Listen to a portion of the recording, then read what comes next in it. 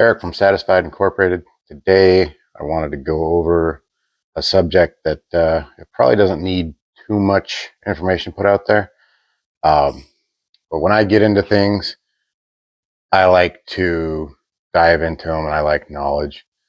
And I don't know how many people know this, but the more you know, the more you understand that what is the common knowledge for most things is not true.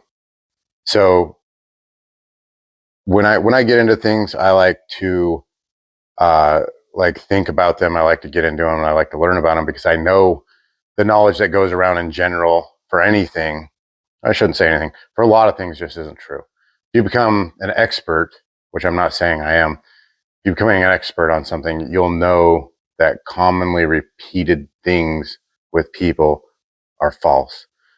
So I heard something that interesting, and I have the opportunity to go through it and see if it's true. So I wanted to figure this out. So what I wanted to go through today is I've got a set of extreme low and a set of standard height BC coilovers that we sell here at Satisfied Incorporated. So I want to see what is the difference between a standard shock and an extreme low. So I've got the fronts, I've got the rears. These are all intended for a BMW E28. And just real quick, I guess we'll just go over the differences. So you have these retainers. These are your mounts that go on the bottom of the shock. Both these rears, they're exactly the same. I don't know how well you can see it. So these are the same from standard to extreme low. And then the fronts, where you've got your weld on, they're the exact same also. So they're the same height. I checked the threads in here. The threads are all threaded the same.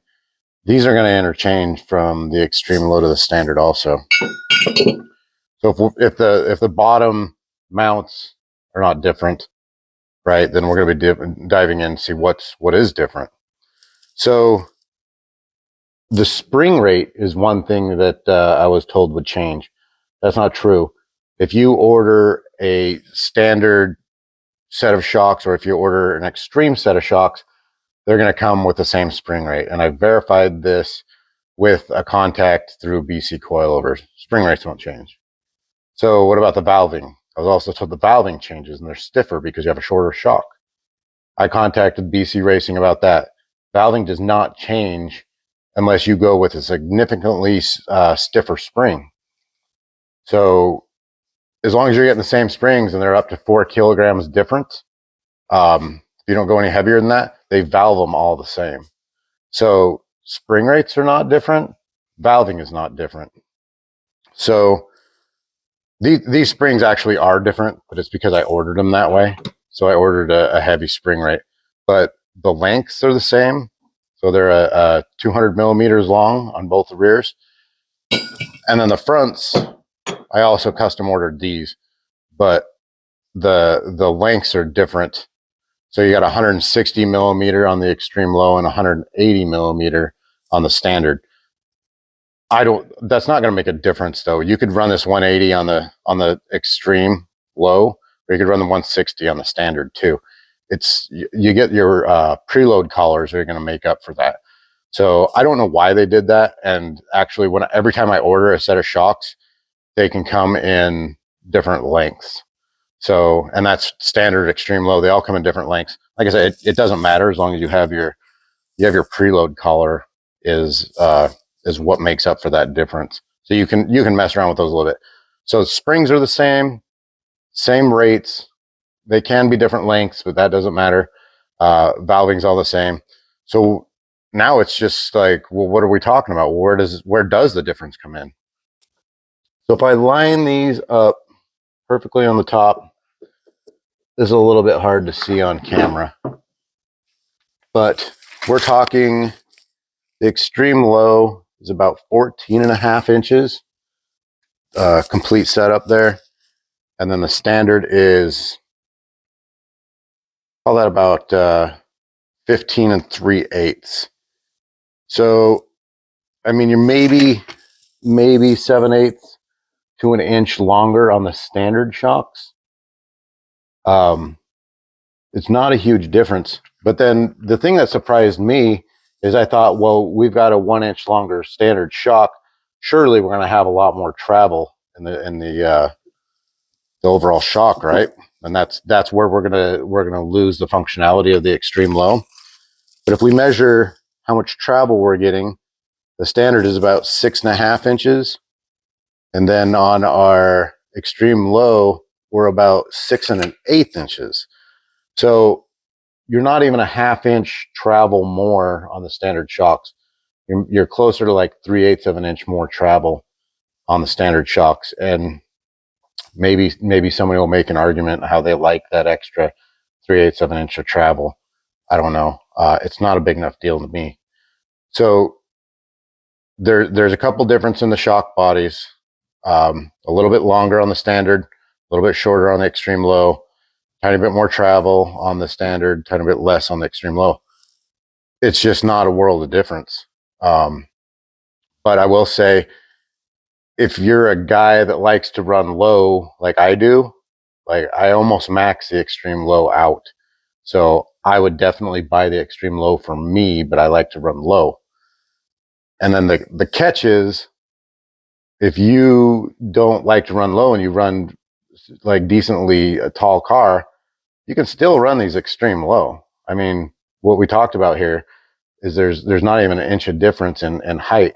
So maybe if you maxed this out and you needed an extra, almost an inch, these would be a good deal. But you can get pretty tall with these shocks, so I don't think it's an issue.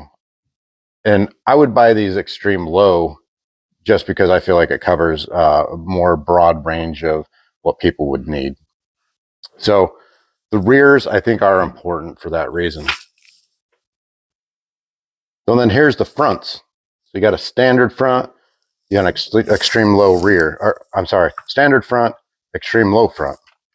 So I'll measure the overall length of the body. You're looking about 17 inches, and you're about maybe 17 and 7/8 for the standards. So again, just like the rears, we're pretty close to an inch longer on the standard than the extreme low. So is that going to give you more travel? So let me measure in a different spot to be a little more accurate, because you got these camber plates that kind of can go off there. So measuring from there, you're close to 5 inches. And you're like maybe in 5 1/16. So you're not getting more travel. If you are, it's not worth mentioning. You're not getting more travel on a standard shock over an extreme low in the front. And then it's the same thing with the rears. The fronts, even on my bagged cars or cars that are slammed, I don't run with these all the way down. An extreme low does not go all the way down. It's not even possible to get close. So I run quite a bit of thread up on the extreme lows. So you don't need the extreme low. It's almost like you need a standard shock in the front, an extreme low in the rear, and that would cover everything. So the thing is I would just go ahead on these also. I think to max out an extreme low on the front, I think your car would be so crazy tall that it just wouldn't even make sense.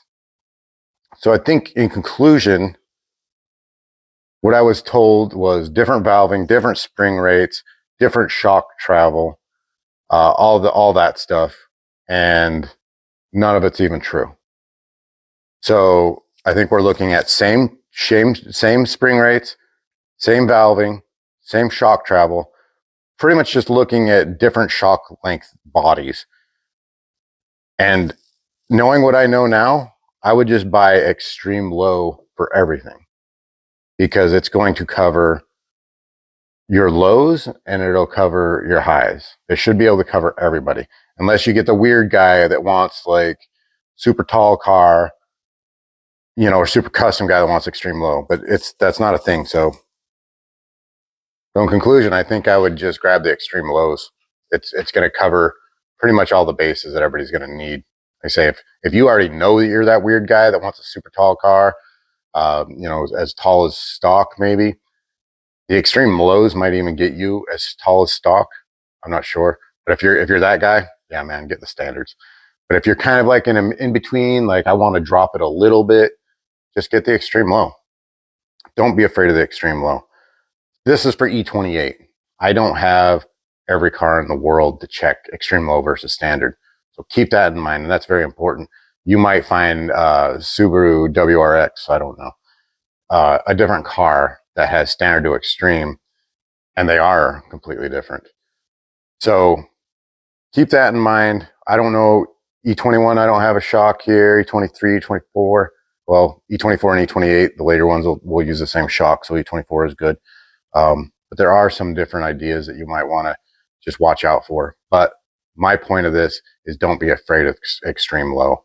If there is a difference, it will be in the length of the shock bodies, not in anything else. So I hope you guys enjoyed the video. I hope it brings a little bit of information to the at least the BMW and the BC coilover world. I say I'm just the type of guy that I'll browse Facebook, not to socialize, but I'm always looking for tidbits of information. And I'm guessing there's other people out there like me. And so hopefully this video gets you exactly what you want. A little bit of information that probably nobody else has. Nobody else has seen. So hope you enjoyed it. Check out the website, satisfiedincorporated.com.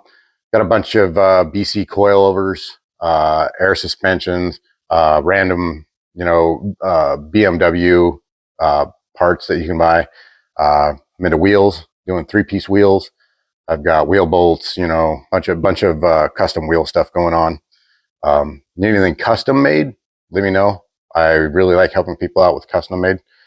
You know, like and subscribe to all my stuff and follow me, and that'll help me continue doing what I'm doing, which is just working on these old cars that there's only very few of us that like it. So I could use all the support I can get. Thank you for watching. We'll check you next time.